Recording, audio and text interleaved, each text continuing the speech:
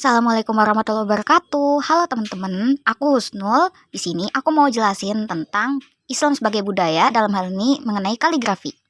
Al-yauma akmaltu lakum dinakum wa atmamtu alaikum ni'mati wa raditu lakumul Islam madina. Islam berarti berserah diri. Islam merupakan agama yang diridhoi oleh Allah dan mencakup segala hal dalam aspek kehidupan manusia.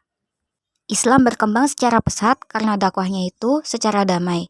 Kemudian di seluruh dunia itu Islam berkembang dan berakulturasi dengan budaya-budaya setempat. Kebudayaan Islam itu tidak hanya untuk ibadah ritual, tetapi juga segala hal yang dibuat oleh kaum muslimin. Lalu di salah satu kebudayaan itu ada yang namanya kaligrafi Islam. Apa sih kaligrafi Islam itu? Dulu aku juga pernah ikut lomba kaligrafi, tapi aku sendiri tidak tahu apa esensi dari kaligrafi itu. Di sini aku mau coba bedah tentang definisi, sejarah, dan cara orang membuat kaligrafi. Kaligrafi Islam adalah seni menulis indah dengan bahasa yang menjadi dasar-dasar budaya Islam. Kaligrafi terdiri atas kaligrafi Arab, Utsmani, dan Persia. Kaligrafi disebut juga khat Islami. Dan tahukah kalian, benda yang pertama kali Allah ciptakan adalah pena. Dengan pena, kita bisa mengubah dunia. Agama Islam pada zaman Rasul bisa dibilang termasuk agama yang tidak mendukung visualisasi benda hidup. Maka dari itu, jadilah kaligrafi sebagai tradisi Islam yang memegang banyak peran penting. Apa saja peran pentingnya? Nanti aku jelasin. Kaligrafi Islam bisa dibuat di berbagai medium, tidak hanya kertas, tapi juga di keramik, di kapal, permadani, dan bebatuan. Sebelum kertas dari kayu ditemukan, kaligrafi ditulis di papirus atau daun lontar, dan parchment atau kulit. Kemudian, arus kebudayaan dari Cina berkontribusi terhadap perkembangan kaligrafi yang ditulis di kertas. Dan sebagai muslim, kita harus bangga ya teman-teman. Pada zamannya, saat orang Eropa baru punya sekian lusin buku bacaan, Islam justru sudah punya ribuan pustaka. Ini juga berkat perkembangan kaligrafi. Lalu di abad ke-7, para khalifah mengganti gambar-gambar pada koin yang semula berbau kaisar Bizantium beragama Nasrani menjadi kaligrafi Arab yang isinya quotes dari Al-Quran. Di abad ke-16, menulis indah ini menjadi tren dan karya seniman Turki, Persia, dan India dipamerkan di museum-museum.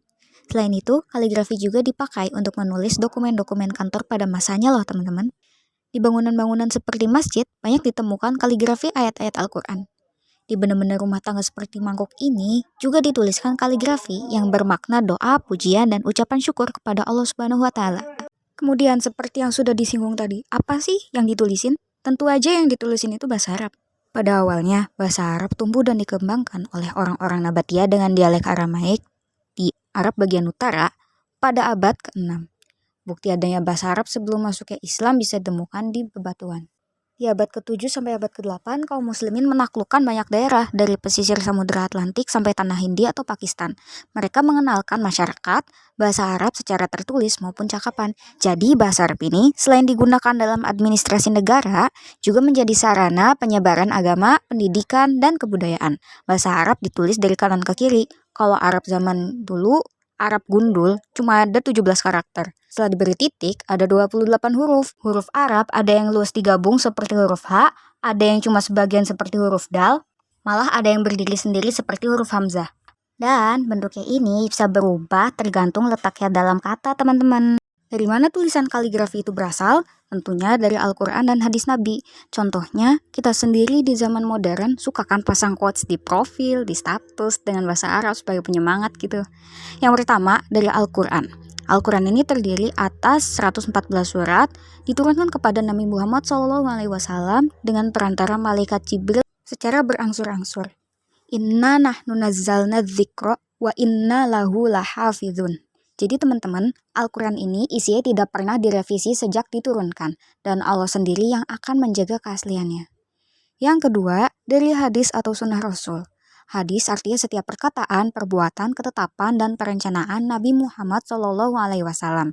Fungsinya untuk menegaskan dan memperjelas hal-hal yang ada di dalam Al-Quran, contohnya tata cara sholat dan muamalah sehari-hari.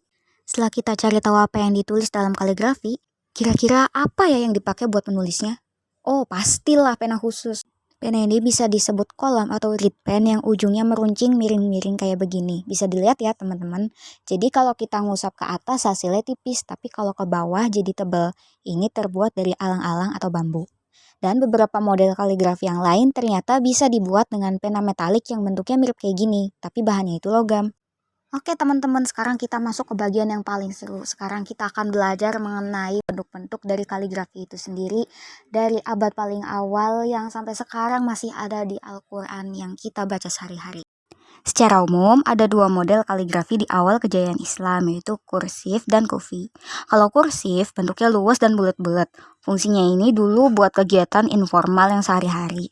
Al-Quran zaman sekarang juga dalam bentuk buku maupun digital banyak yang pakai model kursif.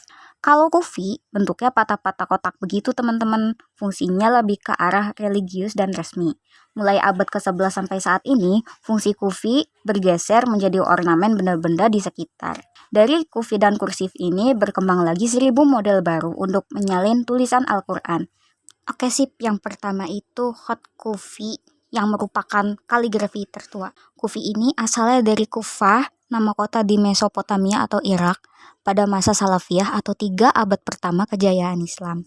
Tulisan kufi yang kuno, seperti bahasa Arab di zaman dahulu yang tadi sudah saya jelaskan, cuma ada 17 karakter. Karena gaya penulisannya yang bersudut dan tegak, kufi ini sering dipakai untuk menulis di koin dan batu ornamen, teman-teman. Pada abad ke-8 sampai ke-10, kufi menjadi gaya penulisan Al-Quran.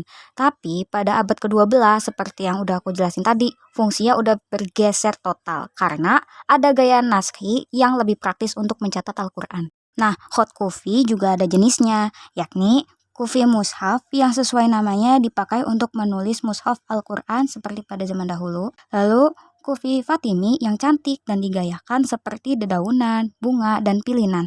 Nah, di samping ini ada contoh kaligrafi hadis ilmu adalah cahaya, al-ilmu nurun. Ini termasuk kufi Fatimi ya teman-teman karena berpilin. Yang terakhir, kufi murabba yang bentuknya lebih kotak-kotak. Contohnya yang ada di dinding masjid dan logo-logo pakaian. Selanjutnya ada hot naskhi yang artinya menyalin, karena fungsinya untuk menyalin manuskrip dari buku. Hot naskhi ini ada di mana-mana tempat, dari yang resmi sampai surat penyarat juga kepake. Modelnya itu luas, jadi termasuk kursif ya teman-teman. Jadi di awal kebangkitan Islam itu, orang-orang butuh font yang lebih enak, dan akhirnya lahirlah naskhi di abad ke-10 yang menggeser font kufi dari fungsinya. Standar penulisannya dicetuskan oleh Ibnu Muqla dan muridnya Ibnu Al-Bawab dari Mesopotamia. Kemudian modelnya dieksplor lagi sama Abu Hayyan atau Hidi. Nah, standarisasi ini contohnya pengukuran jarak huruf dengan titik dan huruf alif sebagai X-height. Maksud X-height ini misalnya huruf alfabet ABCD, nah A itu ukuran X-height-nya ya. Nah, ini contoh naskhi yang ada di surat Al-Baqarah, tepatnya ayat kursi. Nah, hot naskhi ini banyak banget anakannya nih teman-teman. Contohnya hot sulus, riq'ah, dan muhakkok yang bakal aku jelasin di slide-slide berikutnya. Hot sulus diciptakan pada abad ke-10 dan disempurnakan oleh kaligraf Utsmani seperti Musa Parokim dan Syekh Hamdallah. Arti sulus itu sepertiga, maksudnya mungkin ketebalan pena buat nulis ornamen kayak koma-koma begini, ukurannya sepertiga dari pena buat nulis huruf Arabnya. Ciri khas sulus selain ornamen, ada juga jeda antar huruf yang panjang kayak tulisan bismillah ini. Terus ini ada contoh lagi surat Al-Hijr ayat 46. Selanjutnya ada hot riq'ah yang merupakan turunan naskhi dan sulus. Ciri khasnya adalah penulisan yang simpel, pendek-pendek, imut-imut. Kadang ada hiasannya sedikit di ujung. Contohnya kayak di samping tulisan wa fawqa kulli dzi ilmin alim. Font ini pertama kali muncul di abad ke-10. Salah satu seniman yang pakai hot riq'ah itu Yaqut Al-Musta'simi. Lanjut, di sini ada hot muhakkok yang katanya susah banget bikinnya, cuma kaligraf yang pro aja yang bisa. Umumnya muhakkok dipakai di zaman Mamluk, tapi sejak abad ke-18 penggunaannya terbatas hanya di kalimat-kalimat pendek seperti basmalah. Di sini aku kasih contoh ayat Ali Imran ayat 190. Nah, selanjutnya yang gak kalah seru, aku mau bahas tentang kaligrafi di daerah-daerah tertentu setelah dimasuki oleh Islam. Ya, seiring tersebarnya agama Islam, tulisan Arab juga ikut diajarkan di seluruh dunia. Karena sarana belajar Islam, mendalami sumber hukum Islam yang paling valid yakni Al-Quran, tentunya harus tahu bahasa Arab dulu kan teman-teman. Dunia beragam budaya, sehingga terjadi akulturasi, asimilasi budaya Islam dengan budaya daerah masing-masing. Maka terciptalah perpaduan yang menakjubkan. Sampai saat ini kita masih temukan di kehidupan sehari-hari. Indonesia pun ada, seperti tradisi, syukuran, masjid raya, dan lain sebagainya. Dalam hal kaligrafi, model kursif jadi beranak banyak berkat perpaduan budaya itu. Pertama, aku mau bahas khot maghribi. Kalau sholat maghrib itu dilakukan setelah matahari terbenam ya teman-teman. Nah benar banget kalau maghrib itu artinya barat. Khot maghribi ini tumbuh di bagian barat yakni Afrika Utara dan Andalusia atau Spanyol sebagai standar penulisan Al-Quran. Ciri khas khot maghribi ini ada bagian horizontal maupun kurva yang dilebih-lebihkan dan ada pengaturan ketebalannya. Aku kasih contoh surat Anas ya ini. Selain maghribi ada juga cabangnya yakni Sudani. Sesuai namanya dia berkembang di Bilad As-Sudan di Afrika Barat. Yang kedua, ada khot Diwani yang dikembangkan pada masa Utsmani di Turki abad ke-16-17. Diwani ini penciptanya Husam Rumi, terkenalnya di masa kepemimpinan Sulaiman I sebab dipakai di perkantoran. Ada keunikan di kaligrafi Turki ini teman-teman, yakni sandi kerajaan menggunakan khot Diwani berdasarkan nama dan gelar sultan yang berkuasa. Ciri khasnya ada di jarak antar huruf yang padat dan garisnya itu naik sebelah begini. Ini contoh kalimat doa Allahumma afini fi baroni dan seterusnya. Oh iya, khot Diwani yang tadi tuh ada turunannya juga, yaitu Diwani Jali. Bedanya, kalau Diwani Jali, huruf Arabnya ditambahin hiasan sehingga tidak ada celah antar huruf. Semuanya tuh penuh. Diwani Jali susah dibikin maupun dibaca, sehingga lebih sering dipakai untuk menulis dokumen pengadilan supaya tidak mudah lupa. Saking rumitnya jadi digunakan seperti itu.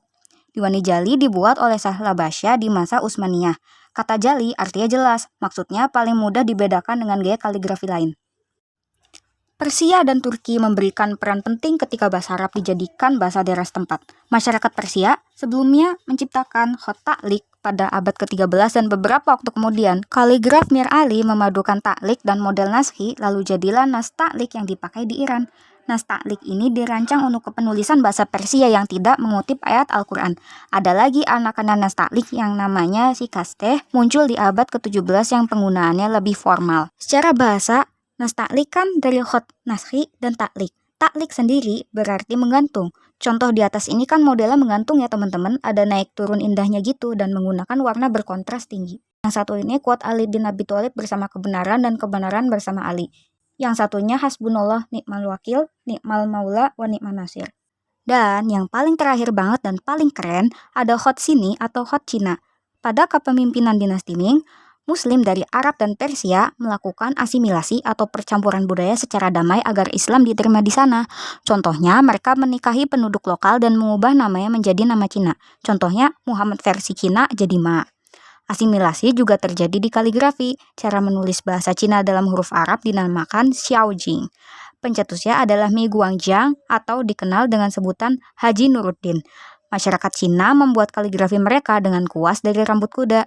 Oke, sekian yang bisa Husnul sampaikan. Jazakumullah khairan katsiran. Wassalamualaikum warahmatullahi wabarakatuh. Sampai jumpa lagi teman-teman.